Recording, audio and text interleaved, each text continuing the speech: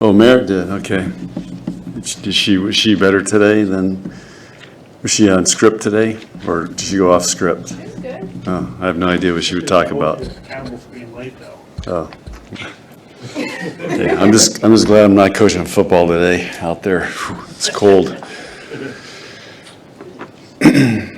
right, this is week 10. We've got 2 matches on the road. One of our focuses this week is going to be to try to get better and work on some things and get ready to compete really hard Friday, Saturday. How are you a different team entering this matchup with Wisconsin than you were the last time you played? I don't know. I don't know, was that 8 matches ago or whatever? I don't know. That's why we're going to try to get better this week so we can be, it was a very close match. We got blocked, made a lot of errors, so those are some things we can try to clean up. We got to serve tougher, and we got to go up there and handle their environment, and same at Minnesota. And so I don't know. Each week's a test. The game really doesn't have any memories, so that's why we're working on how we're going to get better this week. Well, you said you're going to get better previous weeks, too. Are you a better team now than you were when last time you played? Have you lived up to those weekly goals? Some areas we are, some we're not. It fluctuates so much how we look at how we're doing. I think we have cleaned up some stuff, but there's always stuff to work on. With the middles last week, was that a result of passing better or Bergen making an emphasis to go to the middle? I think passing was okay. I just think those guys are in a good rhythm now, and Bergen's more comfortable setting it. So I think our middles are understanding, the best way to get kills, and so it's just, we've been working hard on it and trying to make it an emphasis on our team, and it's paying off. But we're gonna need that down the stretch. We got to be a balanced team. Yeah, look at some of these teams. How many sets Purdue outsides are getting. Franklin gets. We don't really have anybody that can get 70 sets a night. We're gonna win. We're trying to be balanced.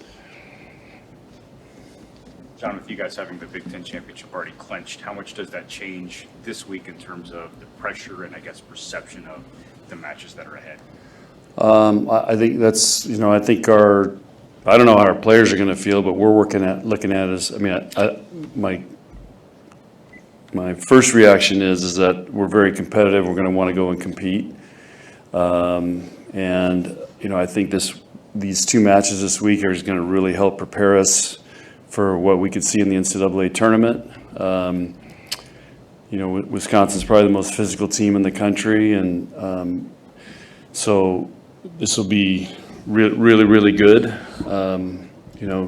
Just trying, again, like I said, trying to get better. How can we go compete against these teams?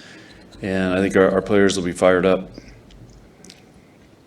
Does your routine change? As long as they don't eat too much turkey and pumpkin pie. That's always a worry over Thanksgiving.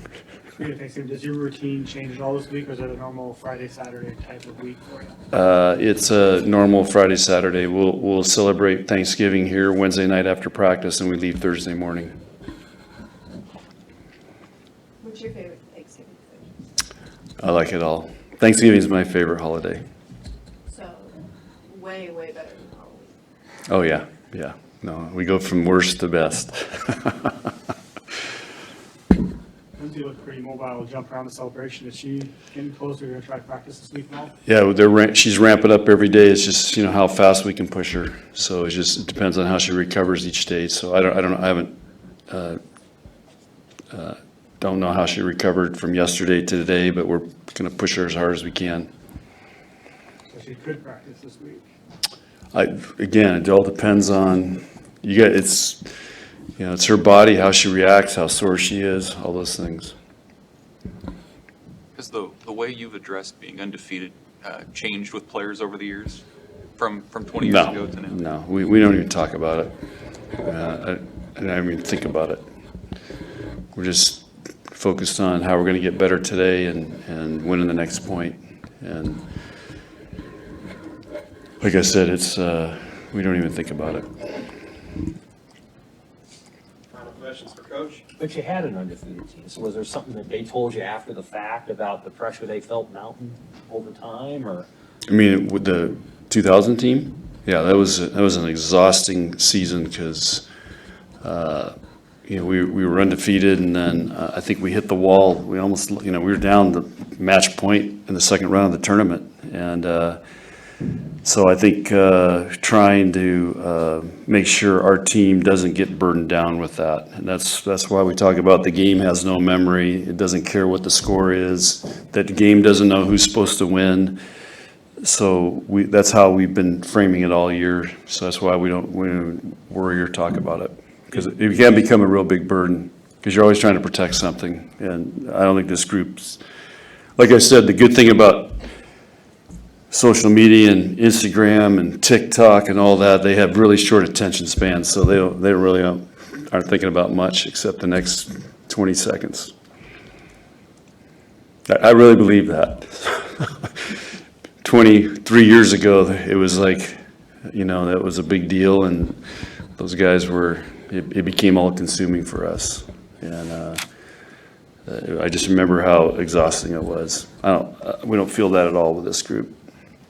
What do you remember about that? Like, what was like, was there a match where you could sense the players were feeling the pressure of being undefeated? Yeah, it was just down the stretch and going in the tournament, and we were picked 12th, finished 12th in the country that year to start with, and so we didn't have any expectations, and I'd moved a bunch of players, different positions, and we started playing really well and getting going, but then it became like, okay, we're gonna mess this up. We had a lot of 5-game matches that it came down to, and but. Yeah, this doesn't feel the same to me, and nor do I think to our players. Good? All right. Okay, guys, thanks.